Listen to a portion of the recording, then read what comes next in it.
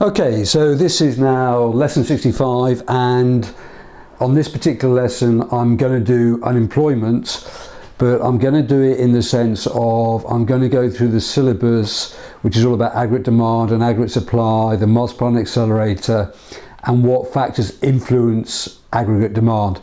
So this section is going to be quite busy. There's going to be lots of slides coming up asking you to do the next part. So I could have really chosen any macro objective, but maybe unemployment is the easiest one to deal with. Right, fundamentally, if you've got an essay on how do you reduce unemployment, your basic answer is always going to be we want to get aggregate demand moving in line with aggregate supply. Because if that happens, we're going to get economic growth, and if we get economic growth, then therefore unemployment's going to fall. But it's a little bit more complicated than that. Primarily maybe because at the moment the government is following a policy called expansionary fiscal contraction, which is all about decreasing G, and in theory if you decrease G, the multiplier accelerator will work in reverse, AD will fall, and that will lead to a fall in economic growth, which will then lead to a rise in unemployment. However, what appears to be happening is with this expansionary fiscal contraction, so we've got the fiscal contraction bit, which is the decreasing G bit, but what appears to be happening is the private sector is taking up the slack of the public sector. So that is forcing people into the private sector, which is in fact creating more jobs. People may not be paid as much, but it is in fact creating more jobs from there. Okay, so the basic theory of unemployment is that we can get basically four types. We can get structural unemployment, which is when a whole industry closes down.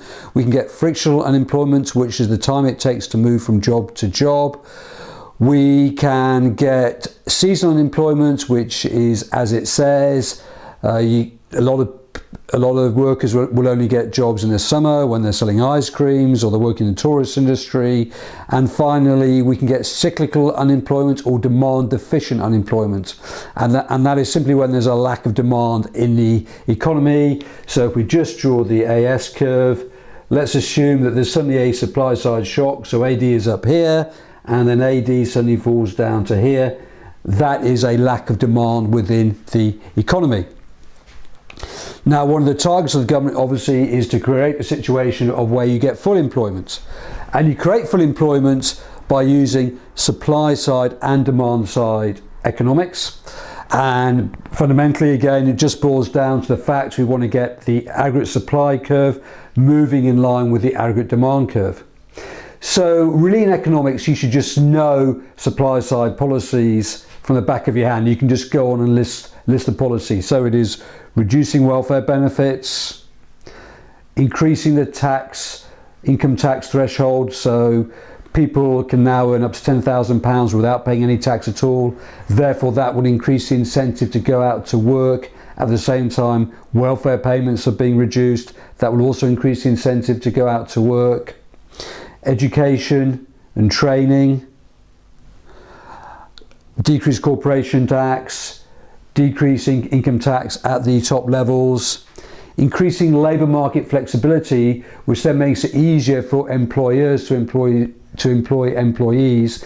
And a big one there is 0-hour contracts, whereby a firm only needs to employ someone for the amount of hours that they actually need. So that makes it far more likely, therefore, that they will employ workers. Intervention supply side will also shift out the AS curves if we build more roads, rail, broadband, create broadband for every single house. That will make it easier for businesses to do business. If we have more airports, international tourists can come in, but also international businessmen are more likely to arrive. So there's a whole wealth of supply side measures that we can look at, including banking market reform from there. Okay, so all of these factors on here will shift out the aggregate supply curve. They will also affect the individual incentive to go out to work. So if you are better trained, therefore your productivity goes up, therefore you're more likely to find a better paid job, but if you have an income tax threshold of £10,000 and on top of that you reduce welfare benefits, then the individual is more likely to go out to work. We also want to, this is all to do with shifting up the long run aggregate supply curve, which is all about increasing enterprise and better attitudes towards work. At the same time, of course, it's pretty senseless just having supply side policies which shift out the AS curve, because then we're just going to be faced with a very, very large negative output gap. In fact, it may even be the case that unemployment may fall because productivity may go up for each individual worker, and even though demand may be increasing slightly, firms will only have to employ fewer people for the jobs that they do. So it's very important also that we can increase demand. So the major demand side policy that we're using in the UK right now, hasn't always been the case, is by following a very aggressive monetary policy, low interest rates, low exchange rates and quantitative easing. And in terms of demand side, we can increase G or we can decrease taxes, and both of those will obviously increase demand again. All of these factors on here will shift the MOSPAR and accelerator. So fundamentally, if you ever get an essay on how do you reduce unemployment at AS level or at a relatively straightforward level, that we are going to move on to the natural rate of unemployment, which is slightly more sophisticated understanding of unemployment a bit later on in the course. But fundamentally, you shift out AS and AD and you've got a lovely essay on there. Okay. So this is lesson 65 part 2, and previously we looked at how do you reduce unemployment, and we said we needed to increase we needed to increase AS and AD at the same rate. Whilst now we are going to have a very quick look at once again at the long run aggregate supply curve and the short run aggregate supply curve. Okay, so the long run aggregate supply curve can shift out for a number of reasons: investment, technology, innovation, attitudes, enterprise, institutional factors. How good is your banking system? Right, when people save in the banks, will therefore they give it out towards investments? Have you got a good law system? Is it a good place to do business? So all of these factors will shift out the long run aggregate supply curve, and if we can shift out the long run aggregate supply curve, then we can also achieve long run economic growth. Once again, just to quickly revise again, we've also got the short run aggregate supply curve on here. The short run aggregate supply curve can shift because the price of oil goes up, commodity prices go up, wages go up, and actually on here, because sometimes the books will actually change on this one, I've got productivity in the long run aggregate supply curve and also in the short run aggregate supply curve. But fundamentally, productivity is a really, really important thing, because if you can increase the productivity of your workforce, then that will shift out the AS curve. We also have another concept in economics called the underlying trend rate of growth, which is potentially how quickly every year can the aggregate supply curve move outwards. Now, lesson 53, I spoke about the Institute of Directors, and I've got radical below it, because they believe that they can increase the underlying trend rate of growth to 3% within an economy. Now, if you can increase it by 3%, then very quickly you can expand your economy, because you can increase demand every single year by 3% as well. At the moment in the UK, we think it's about 1.5%. And primarily it's 1.5% because the IOD believe that if we go down the route of using their sort of supply side factors, then the economy is going to move on much more quickly. Just finally on here, there's a line in the syllabus which talks about the equilibrium state of an economy. And really that is all it is a state of rest, or where aggregate supply is equal to aggregate demand. And it's only when the injections change or the withdrawals change, which links in with the circular flow of income, that this will suddenly move again. So fundamentally, this part of the course is how do you increase the long run aggregate supply curve, what changes the short run aggregate supply curve, and remember this is we're always trying to increase the underlying trend rate of growth. And if you can do that in the economy, then you're going to be successful, and that is primarily with supply. Is lesson 65 part 3, and here we're going to look at a demand side shock and also a supply side shock. Now, if there is a demand side shock, and the best example of those would have been, the most recent one would have been the credit crunch, or it could be a fall in house prices, or it could be a recession in America, is that aggregate demand is going to fall. It may be worth knowing that a demand side shock could also occur the other way, that for some reason there's a massive increase in demand, and I suppose that could occur, although I've never really seen it, is if there's a massive increase in house prices, therefore people feel much wealthier, so therefore they will start spending much more money. But also, if there is a massive increase in house prices, at some stage they're probably going to fall again, so you may get a demand side shock working the other way. However, very, very simply then, a demand side shock is where aggregate demand falls. That creates a much, much larger negative output gap. There's a fall in economic growth. We had one in 2008 when demand fell by 5%. A supply side shock. A supply side shock is an unexpected event that suddenly leads to a big fall in the aggregate supply curve. The examples that students normally use is always an oil price rise or a natural disaster, and that's clearly going to hit the AS curve. In fact, if there is an oil price rise, you can almost argue that it is a supply side shock, obviously because the AS curve moves inwards, but also because people spend a lot of money on oil, a lot of money on petrol, it could also cause a mini demand side shock. And in fact, the effect of a rise in price of oil could be that it could create a whole recession for an economy. Okay, so you could actually have both. You could, and you'd quite like to have a demand side shock and a supply side shock at the same time, because if there is a rise in oil price, then that's going to hit confidence, and if confidence is hit, that could then cause a fall in house prices. So it's sometimes quite hard to distinguish between the two, but clearly if there is a demand side shock and a supply side shock, or maybe lots of supply side shocks, so you may get an oil price rise, you may get commodity prices rising across the board, you may get a few natural disasters, you may get a war breaking out in the Ukraine that stops gas from being imported into the UK, and at the same time there's a lack of confidence, so therefore demand falls because house prices have fallen. So you can get a circular sort of emotion of events that create something quite severe. However, in saying all of this, policymakers have become much better recently at dealing with demand side and supply side shocks. So if you have a really good supply side performance within the UK economy, so for instance, if you have really, really good labour market flexibility, that will mean that when a demand side shock does occur, that therefore workers may be willing to accept, sorry, it's my daughter out there, may be willing to accept lower wages. And if wages go down, then firms will continue to employ people. And one of the problems within Greece, say, is that their wages haven't fallen. They didn't fall straight away.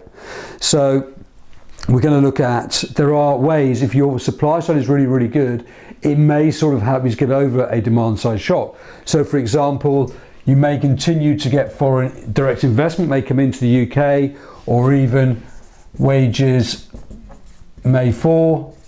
And if wages fall, then firms will employ more people, or if there's lots of labour market flexibility, then workers will go out and start their own businesses, or they get lots of training which will increase their productivity. So fundamentally, as regards all economics, if you have really, really good supply side, you can get over the problem. And really that's down to people's attitudes and their own entrepreneurial spirit, which will create that. In fact, getting over a demand side shock in some respects is relatively easier, because we can decrease interest rates, we can print money, so we can decrease interest rates, we can use quantitative easing, we might be able to decrease the exchange rate via the fall in interest rates. But the problem with that is, if there's a global lack of demand, then every country will be following the same sorts of policies. And if there's a global lack of demand, then you want all countries to start expanding their economies by increasing demand, either by lowering interest rates, decreasing the taxation levels, or by increasing G. But it's that coordinated response which is much more likely to get over a demand side shock. And that did happen in 2008. And you'd have to agree that policymakers are getting far better at dealing with these hidden shocks. As an environmentalist, I come at this from a slightly different angle because I believe obviously there's going to be a shortage of commodities in the world at large, so therefore you have to innovate and invest to get over those problems.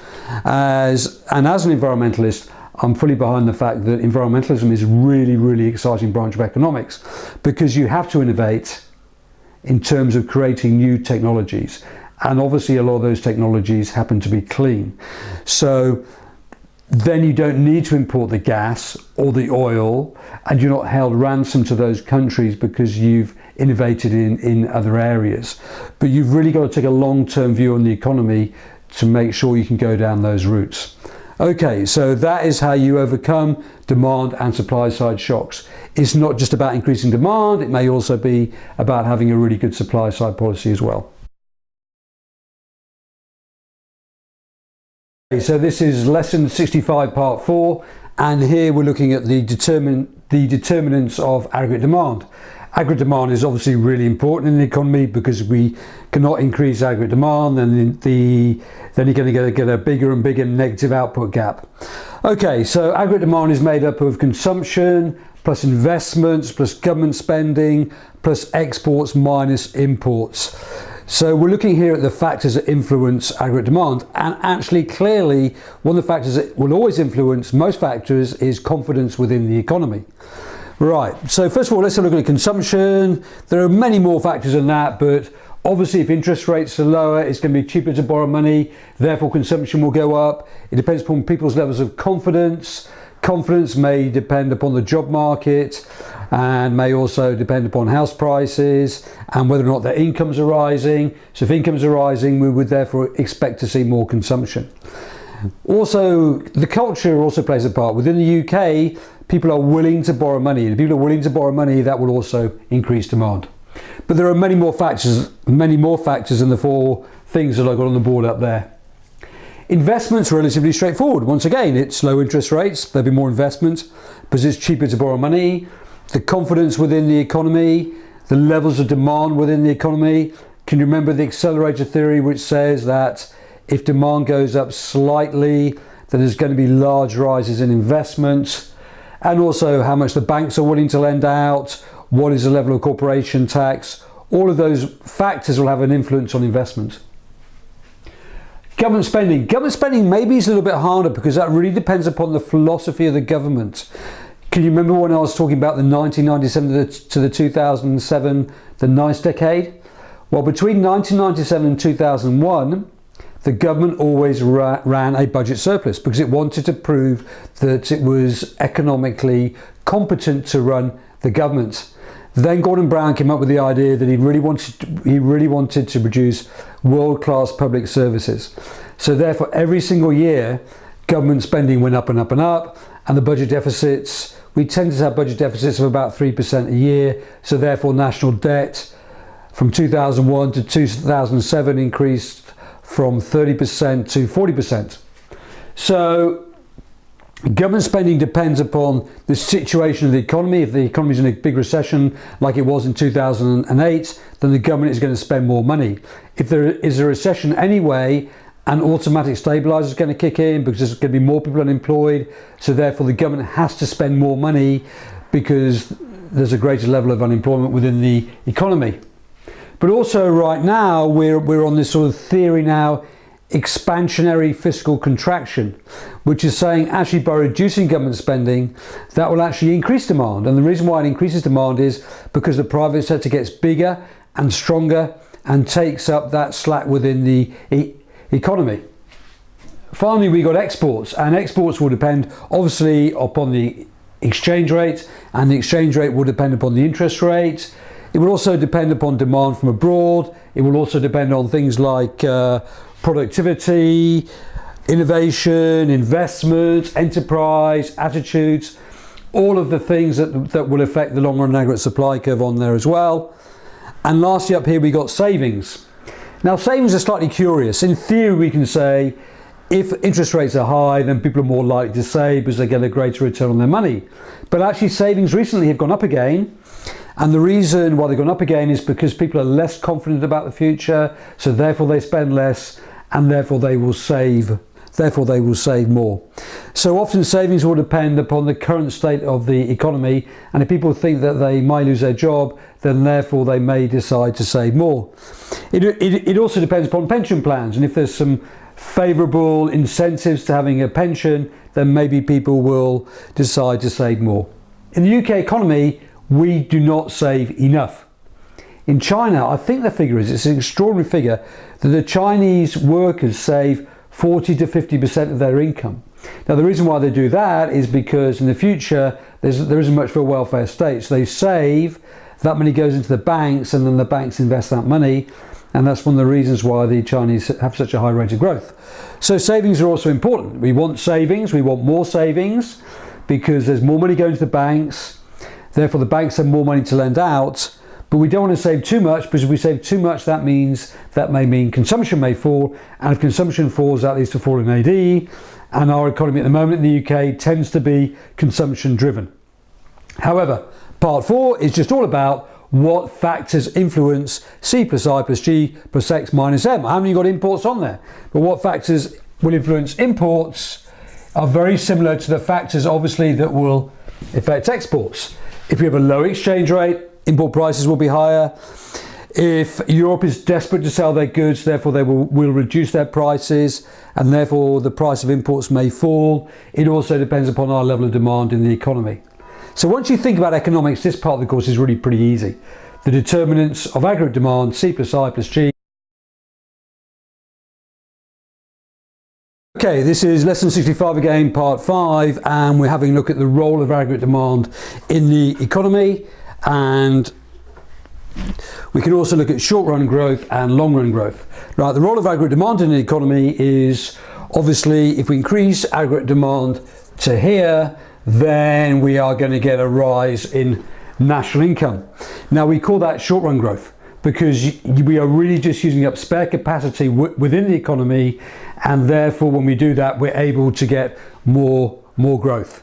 Long-run growth, however, is when we increase the productive capacity of the economy, either through investment, enterprise, attitudes, education, productivity, or anything like that, and then that will shift out the long-run aggregate supply curve, and then we can produce more goods, and then we're going to get higher economic growth. Now in this case the short-run growth curve is here. Clearly here we've got a large negative output gap, so we can increase aggregate demand without the fear of inflation. Also on the production possibility curve, this is like this curve here is significant. That is where the long run aggregate supply curve is. In fact, you'll find a lot of schools will draw your diagram like that, the LRAS. And in this place, if we are here, we can increase economic growth just by increasing aggregate demand. But we can only go beyond that point when we improve technology, education, infrastructure, improving the banking system, etc. So long run growth is all about increasing your productive capacity. If you increase your productive capacity, then you can achieve economic growth. Over here, right back again to the multiplier and the accelerator. Right, I've already done the multiplier with you, and then we just used what I call the very simple multiplier, which is when we just look at K is equal to 1 divided by 1 minus the MPC. So if the MPC is 0.9, it's 1 minus 0.9, 1 divided by 0.1, therefore the multiplier is equal to 10. In actual reality in the UK economy, we think the multiplier might be about 2. Now, if this is the case, I've drawn up an example of where the multiplier is 2, because if we think about an individual, if they save 10% of their income, if 20% of their income is spent on imports and 20% of their income goes on taxes, then the multiplier will come out as 2, because you'll have a situation of where it's 1 minus 0.9, which is 0.1, plus 0.2, plus 0.2 again, so therefore you get 1 divided by 0.5, and 1 divided by 0.5 is 2. Now clearly in an economy, if you can import fewer products, then this figure here will decrease and your multiplier will become stronger. And also if your taxes are lower, we will have a very similar effect. So in the case below, I've shown an example where the marginal propensity to import goes from 0.2 to 0.1, and the marginal rate of tax goes from 0.2 to 0.1. Then we end up with a situation of where the multiplier is equal to 1 divided by 0.33, and then the multiplier comes out as 3.33. So therefore, if we put £10 billion into the whole economy, then here the resultant change in national income is going to be £33 billion, £330,000. Okay, so putting all of this together now, if we decide to increase AD via low interest rates or high government spending, aggregate demand will go up. If aggregate demand goes up, then hopefully the accelerator will kick in, and that will lead to more investment. Then the LRAS curve may move out, or the production possibility curve may also move out, and then that will also kick off the multiplier, and hence the economy will start to move forward. This multiplier kicks in. If it happens to be like China, which has a very low marginal propensity to import, then your multiplier is going to be stronger, so the resultant effect of the increase in C, I, G or X will be much, much stronger. So this brings out the whole course really, and why in most exam papers you can always talk about the multiplier accelerator, the long run aggregate supply curve, short run growth,